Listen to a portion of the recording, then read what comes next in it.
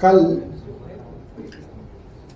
दिल्ली की बवाना विधानसभा, जिसके विधायक रविंद्र इंद्रराज जी हैं और वो समाज कल्याण विभाग के मंत्री भी हैं, उनकी विधानसभा क्षेत्र के रोहिणी इलाके सेक्टर 17 के निकट एक बड़ा जेजे क्लस्टर आग पकड़ता है।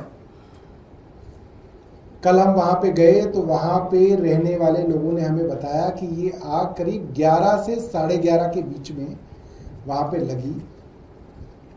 मात्र 5 मिनट की दूरी पर फायर स्टेशन है, आप जाके देख सकते हैं। 5 मिनट की दूरी तय करने में हमें बताया गया करीब 2 घंटे फायर ब्रिगेड को लगे।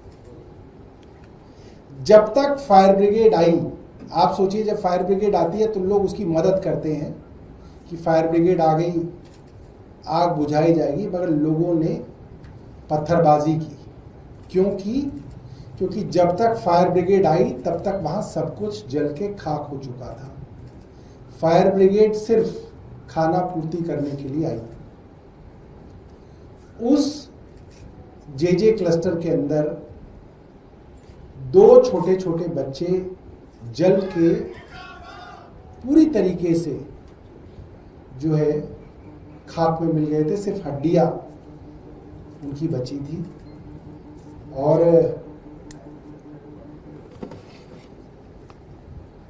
ढूंढ के उनकी लाश को निकाला गया। वहां पे जब हम लोग पहुंचे कल रात को करीब 9:30 बजे, वहां पे हमारे कई विधायक और पार्षद साथी भी थे। वहां पे लोगों ने बताया कि सरकार की तरफ से कोई मदद उनके लिए नहीं पहुंची थी। मीडिया के साथी वहां पे मौजूद थे, उन्होंने देखा कि उनके सामने वहां के लोग बता रहे थे ना तो रोशनी थी, ना लाइट थी, ना टेंट था, ना खाना था, ना दवाइयां थी, ना मोबाइल टॉयलेट थी। 11 से 11:30 के बीच में ये आग लगी। दिल्ली की मुख्यमंत्री और वहां के स्थानीय विधायक और मंत्री बवाना में मन की बात सुन रहे थे, वहां से 10 मिनट की दूरी पर। आग लगने के बावजूद मुख्यमंत्री घटनास्थल पर नहीं पहुंची। मुख्यमंत्री ने इसके बारे में एक ट्वीट तक नहीं किया। जब हम रात को वहां पहुंचे, हमने मीडिया से बात की, ट्वीट किया, तो रात को 11 बजे मुख्यमंत्री जी ने ट्वीट करके कहा कि हम वहां पे दवाइयां, खाना, मोबाइल टॉयलेट सब कुछ भिजवा चुके हैं, जबकि वहां पे कुछ नहीं था। ये सब लोगों ने वहां देखा। कई सवाल वहां पे खड़े हुए जब हमने लोगों से बात की, तो लोगों ने कहा कि ये एक भूमि माफिया, एक लैंड माफिया उस जमीन को कब्जाना चाहता है जो जमीन डीडीए की है, और वहां पे एक तरफ से मकान बनने शुरू भी हो गए हैं, और इनको जलाया सिर्फ इसलिए गया है ताकि ये जमीन खाली हो जाए और इस डीडीए की जमीन पे एक भूमि माफिया कब्जा कर ले। वहां पे ईंटें रखी हुई हैं, अभी भी रखी हुई हैं।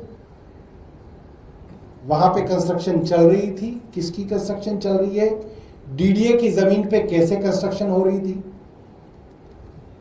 झुग्गी क्लस्टर तो डूसिप का क्लस्टर है, उनको तो जब तक आप रिहेबिलिटेट नहीं करेंगे तब तक वो वहां रहेंगे, मगर वहां पे कोई भूमि माफिया कंस्ट्रक्शन नहीं कर सकता। वो कंस्ट्रक्शन कैसे चल रही थी और क्यों इतनी देर से वहां पे फायर ब्रिगेड पहुंची, ये बड़े सवाल हैं। हमारे कुछ सवाल हैं जो हमने सरकार से किए हैं, मुख्यमंत्री जी से किए हैं। पहला, पुलिस को और फायर ब्रिगेड को पहली सूचना इस आग की कितने बजे मिली?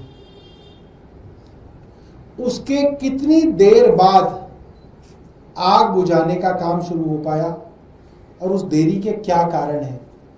क्या आपने किसी अफसर पे इसके लिए कार्रवाई की है? मुख्यमंत्री जी को इस हादसे की सूचना कितने बजे मिली?